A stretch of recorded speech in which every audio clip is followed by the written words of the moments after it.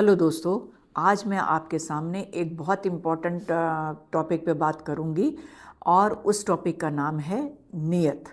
दोस्तों, जब हमारी नियत अच्छी होती है यानी हम अपनी अच्छी नियत से काम करते हैं तो ये तय मानिए ईश्वर हमें उसके अकॉर्डिंग बहुत अच्छे परिणाम देता है जो हम सोच भी नहीं सकते। दोस्तों, मैं हूं टैरो क्वीन प्रवीण सिंह। मेरे चैनल पर आपका बहुत बहुत स्वागत है। उम्मीद करती हूं कि आप सभी बहुत स्वस्थ होंगे और आप सभी को नए साल की बहुत बहुत शुभकामनाएं। नया साल आपके लिए बहुत शुभ हो। और दोस्तों, अभी तक यदि आपने मेरा चैनल सब्सक्राइब नहीं किया है तो आपसे एक विनम्र निवेदन कि सब्सक्राइब करके बेल आइकन दबाना ना भूलिएगा। आपका मोटिवेशन मेरे लिए बहुत महत्वपूर्ण होता है। तो चलिए बात कर रही हूँ आज मैं नियत की। ये मुझे टॉपिक अचानक क्यों याद आया कि मैं जब भी मंदिर जाती हूँ या कहीं पे मैं लोगों को कुछ दान करते हुए देखती हूँ तो एक बात मेरे दिमाग में हमेशा गूंजती है। कई बार क्या होता है, यहाँ पर सबसे पहले तो मैं हाथ हाथ जोड़ के आप लोगों से क्षमा मांग लूँ कि ये जो बात मैं कहने जा रही हूँ मैं सभी के लिए नहीं कह रही हूँ। मैंने जो कुछ देखा है, कुछ लोगों की बात कर रही हूँ मैं, कि जब मैंने मंदिर पे जाती हूँ तो जो कुछ फल या कुछ चीज़ हम चढ़ा रहे हैं तो वो ऐसे फल होते हैं कि जिनको हम ही नहीं खा सकते। मतलब जो घर में सबसे खराब हो रहा होगा या कुछ ऐसा हो रहा होगा तो वो उठा के हम मंदिर में चल देते हैं। और कई बार मैंने शॉप पे भी कहते सुना है लोगों को कि जब वो कुछ सामान खरीदते हैं, जी मंदिर में देना है, आप ऐसा दे दो कि बस मंदिर में देना है, बस मंदिर में चढ़ाना है। जिस सामान को या जिस कपड़े को आप नहीं पहन सकते, जिस सामान को आप इस्तेमाल नहीं कर सकते, वो चीज़ आप प्रभु को देने जा रहे हैं। ये मेरा अपना विचार है, क्योंकि मैं ऐसा करती हूँ कि जो चीज़ मैं पहन सकती हूँ या मुझे लगता है ये मैं खा सकती हूँ या वो चीज़ मैं भगवान को देती हूँ। ये नहीं कि मैं उस चीज़ को तो पहन नहीं सकती, मैं जिसको चीज़ को ले नहीं सकती, वो चीज़ मैं भगवान को देने चली जाऊँ। इतनी बड़ी गलती करते हैं दोस्तों हम लोग। ये गलतियाँ करके हम अपने कर्मों को बहुत ज़्यादा ख़राब करते हैं। नवरात्रि आते हैं, मैं नवरात्रों में देखती हूँ कि सिर्फ ये एक भावना कि थोड़ी सस्ती दे दो, थोड़ा ये ऐसा दे दो कि भगवान को देनी, वहाँ पे मंदिर में देनी है। अरे आप कोई बात नहीं, आपकी जितनी सामर्थ्य है आप कम दे दो। ईश्वर को तो भाव देखना है, ईश्वर तो उनसे भी खुश हो जाएंगे। या मैं कई बार देखती हूँ कि जैसे मज़दूरों को हमने कुछ दान करना है या किसी को भी हम दान कर रहे हैं तो दिमाग में ये क्यों रहता है कि हमें उनको देनी है तो थोड़ा हम कम उसमें दें या कम थोड़ी मतलब वो बहुत सस्ती सी कोई चीज़ दे दें उनको, या कोई कपड़ा दे रहे हैं तो सस्ता सा कपड़ा कुछ ऐसा दे दे। अरे आप पहन लोगे क्या उस कपड़े को? जब आप नहीं पहन सकते तो आप दूसरे को कैसे दे सकते हैं? तो ये चीज़ मैं आज बहुत मन में था कि मैं ये सारी चीज़ों पे आपसे वार्ता करूं, क्योंकि बहुत मन दुखी होता है, बहुत परेशान हो जाता है कि आप मंदिर में फल चढ़ाने चले गए, वो क्या करें पंडित जी? ना तो वो उस सामान को रख सकते हैं ना वो फेंक सकते हैं। हार के क्या होता है, वो किसी पशु को उनके सामने वो डालना पड़ जाता है। आप आज इससे जुड़ी हुई आपको एक कहानी सुनाऊंगी मैं। तो सबसे पहले तो आपसे हाथ जोड़ के निवेदन कि आप जब भी मंदिर जाएं या आप किसी को भी दान पुण्य करें तो आप दिमाग में ये बिल्कुल ना रखें कि वो हम ऐसा कर दें, सस्ता है पैसा। आप 4 रोटी की जगह 2 रोटी का दान कर दीजिए। आप मंदिर में अगर 4 फल चढ़ा रहे हैं, आप एक ही फल चढ़ा लीजिए। उसमें ईश्वर कोई ऐसा नहीं कहते हैं। तो अगर किसी मेरे भाई बहनों से कुछ ऐसी गलती अब तक होती आई है तो उम्मीद करती हूँ कि वो इसके ऊपर ज़रूर ध्यान देंगे। आपको एक कहानी सुनाती हूँ। एक गांव में एक इंजीनियर था। ये कहानी मैंने अभी पढ़ी है इसलिए आपसे शेयर कर रही हूँ। एक गांव में एक इंजीनियर था, वो अपना सिंचाई वगैरह का काम करता था, मतलब इंजीनियर था, सिंचाई विभाग कह सकते हैं आप उसको। वहाँ पर जो किसान खेती करते थे वो वहीं से इंजीनियर साहब ही अपना पानी डिसाइड करते थे कि इस दिन पानी यहाँ चलेगा और सब खेतों को पानी मिलेगा। लेकिन एक किसान की नीयत खराब हुई। उसने कहा, वो इंजीनियर साहब के पास गया, उसने कहा कि मैं आपको ये 1,000 रुपये दे रहा हूँ, आप मुझे ज़्यादा पानी दे दीजिए, मेरे खेत में ज़्यादा पानी दे दीजिए। तो वो इंजीनियर मुस्कुराया। उसने सोचा कि जब मेरे को 1,000 रुपये मिलने ही हैं तो मैं 1,000 रुपये के लिए इस किसान के साथ अपनी नीयत को क्यों खराब करूं? अगर ईश्वर मेरे पास 1,000 रुपये भेज रहा है तो वो भेजेगा, कैसे भी भेजेगा। तो वो क्या करता है, वो किसान को मना कर देता है कि नहीं, मैं ऐसा नहीं करूँगा, और वो उस किसान के 1,000 रुपये वापस कर देता है।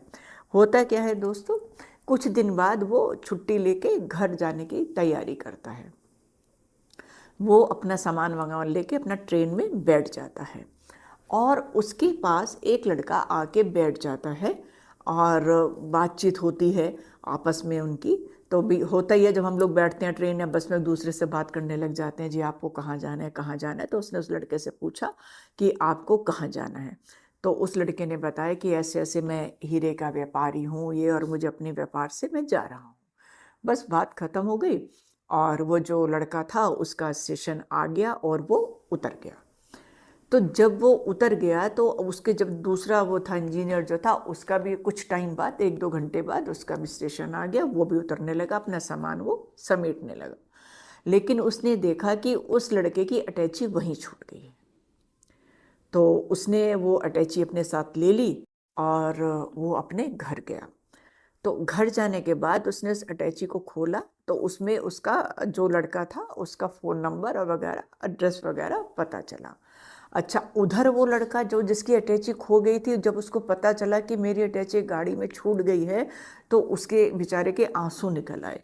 उसने अपने पिताजी से ये बात कही, पिताजी भी बहुत परेशान हुए, डांटा नहीं उन्होंने कुछ भी, लेकिन उनके पिताजी बहुत परेशान हो गए, दोनों पिता पुत्र बहुत परेशान हो गए, क्योंकि उस अटैची में उनकी बहुत सारे पैसे थे, बहुत सारे कागजात थे, और कुछ ऐसी कीमती वो भी थे उसके अंदर। तो लेकिन क्या होता है कि जो इंजीनियर जब वो खोल लेता है, उसको एड्रेस और फ़ोन नंबर मालूम हो जाता है, तो वो उनको फ़ोन करता है कि आपका ऐसे ऐसे ये सामान, ये अटैची मेरे पास है और आप आके ले जाएं। तो ये सुनते ही पिता पुत्र बहुत खुश हो जाते हैं, और उनको एक कहते हैं ना कि एक चैन आ जाता है, एक सांस उनको आ जाती है। तो वो उसके घर जाने के लिए तैयार हो जाते हैं, और दोनों पिता पुत्र उसके इंजीनियर के घर पहुंचते हैं। तो घर पहुंचने के बाद वो अटैची उनको सौंपते हैं। तो वो दोनों उनके जो पिताजी थे, लड़के के जो पिता थे, उन्होंने बोला कि आपको तो, जब आपने हमारा सूटकेस खोल ही लिया, तो आपको तो पता है कि इसमें इतना पैसा है, इतना कीमती सामान है मेरा, इतने कीमती कागज़ हैं, तो आपने हमें फ़ोन क्यों किया, ये सब आप भी तो रख सकते थे। तो वो जो इंजीनियर था वो मुस्कुरा, ने कहा नहीं, आपकी ये अमानत है, तो मैं आपको, क्योंकि ये बच्चा भूल गया था और आपकी अमानत को मैंने आपके पास ही भेजना उचित समझा, इसलिए मैंने आपको फ़ोन किया। तो उसके बाद वो पिता पुत्र जो थे वो अपने अटैची लेके जाने लगते हैं। लेकिन जो उनका पिता है वो एक लिफाफा देता है इंजीनियर साहब को, तो कि ये इसमें आपने हमारी इतनी मदद करी है, तो हम और तो कुछ नहीं कर सकते, लेकिन आप ये हमारे थोड़े से हम ये पैसे हैं इस लिफाफे में, आप मतलब प्लीज़ मना मत करिएगा। तो वो लिफाफा देख के इंजीनियर साहब मुस्कुराए। तो उसके जो पिताजी थे उन्होंने पूछा कि आप क्यों मुस्कुरा रहे हैं? तो उन्होंने कहा कि इस लिफाफे में 1,000 रुपये है ना। तो वो बड़े आश्चर्य हुआ उनको, उनके जो पिता थे, मतलब पिता पुत्र दोनों को ही बहुत आश्चर्य हुआ। उन्होंने कहा कि आपको कैसे मालूम? हमने तो आपको नहीं बताया कि इस लिफाफे में 1,000 रुपये हैं। वो उन्होंने एक मुस्कुरा के ऊपर एक ईश्वर की तरफ जैसे नज़र डाली, और बस मुस्कुरा के रह गए। तो ये कहानी सुनाने का मेरा क्या मतलब था कि जैसा उन्होंने 1,000 रुपये वहाँ पे मना किए थे, और जैसे कि इंजीनियर साहब ने वहीं सोच लिया था कि ईश्वर ने करे 1,000 रुपये मेरे को सोचा है मिलेंगे तो मुझे मिलेंगे, तो देखिए वो किस रूप में उनको मिले, लेकिन उन्होंने अपनी नीयत खराब नहीं करी। तो मेरा कहने का मतलब ये है कि आपको जो ईश्वर देगा, जो ईश्वर देना चाहता है, वो आपको मिल के रहेगा।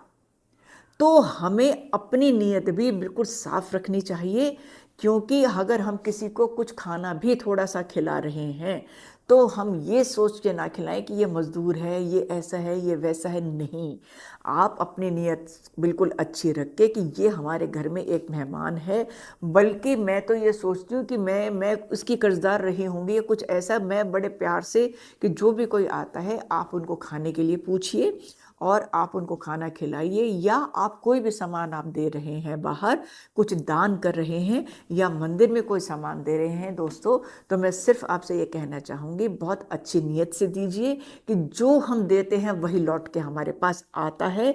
ये चीज़ आपने दुआ के लिए भी सुनी होगी, प्रार्थना के लिए भी सुनी होगी कि हम किसी के लिए प्रार्थना करते हैं सहज भाव में, तो वो प्रार्थनाएं भी हम तक वापस आती हैं किसी ना किसी रूप में। तो छोटी सी कहानी सुनाने का भी मेरा सिर्फ ये मतलब था आपसे कि जो आज नीयत की मैं बात कर रही हूँ, ये बहुत बड़ी चीज़ है दोस्तों। नीयत की, लोग अच्छे अच्छे लोगों की नीयत खराब हो जाती है, उन्हें उस वक्त पता नहीं चलता कि वो अपने कर्म कैसे खराब कर रहे हैं, और वो खराब कर्म कैसे लौट के उनके पास आते हैं। उनके पास जो अच्छा पैसा भी सब कुछ होता, धीरे धीरे वो भी समाप्ति की ओर जाने लगता है।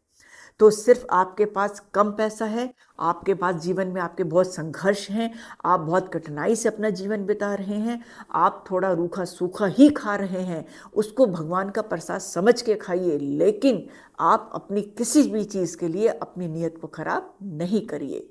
तो ये हाथ जोड़ के मेरे से सभी भाई बहनों के लिए विनती है। ये छोटा सी मैं बात आपसे करना चाहती थी, उम्मीद करती हूँ कि आपको पसंद आई होगी।